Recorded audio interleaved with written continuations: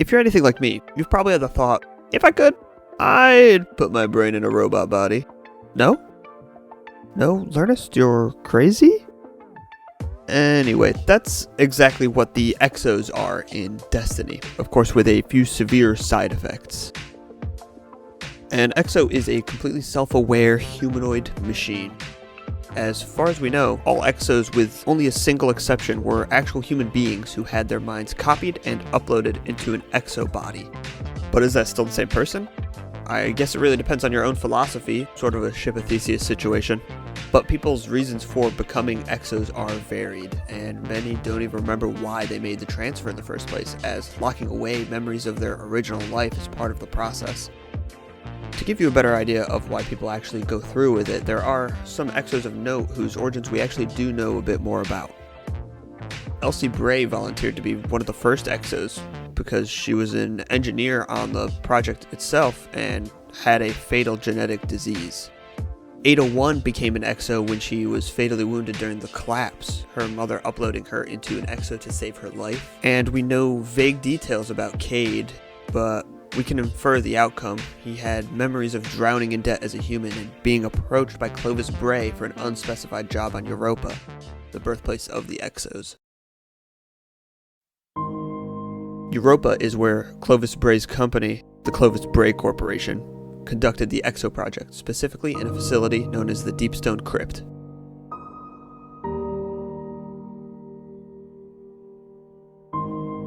During the collapse, the crypt became lost to time, sort of a mythical place, a place of legend, and even though they had no accessible memories of the crypt, countless Exos experienced a very similar dream, as described in the Ghost Fragments Legends lore piece added way back in the original Destiny.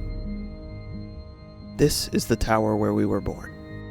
Not the tower, just a tower in a dream.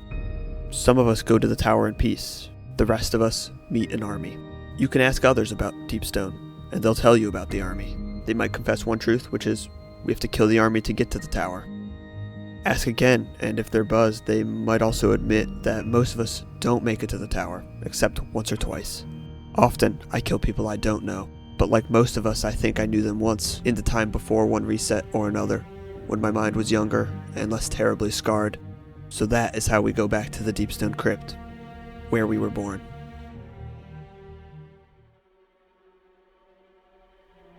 The research done in the crypt took many iterations and failures to even get the imperfect Exos we have today. The project itself was born of Clovis' search for immortality, and early versions of the Exos suffered from an extreme crashing problem coined dissociative exomind rejection, or DER. DER caused Exos to crash because their human minds could not relate to their new robot forms, basically an extremely fatal case of body dysmorphia for every single Exo.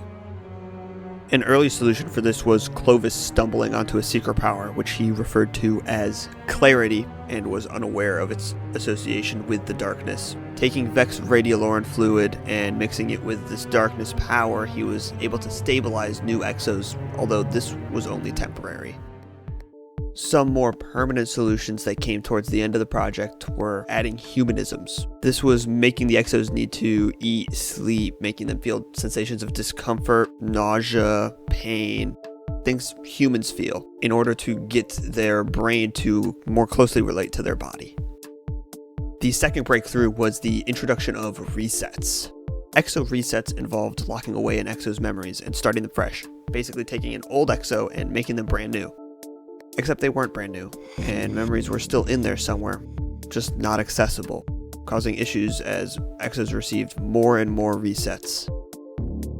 The number in the name of an Exo is actually an indicator of how many resets they've had, some getting extremely high like Banshee 44, but there's definitely enough in Banshee's story for him to get his own video. DER was never completely solved. Eventually the collapse came and halted the project, at least until we reactivated the Clovis AI and the facilities on Europa under his control. Now who knows what he's up to. Knowing him, he started right back up where he left off. And that's where Exos are today. There are plenty of mindless Exo frames still being created and used for things like construction, security, but it hasn't been since the Golden Age where human minds were uploaded into them. Any Exo you see today is either an ancient Exo existing since the collapse, or a resurrected guardian like Cade 6 or Saint 14. And that's going to be your rundown on Exos. Make sure to like, comment, and sub down below, and I will see you next time.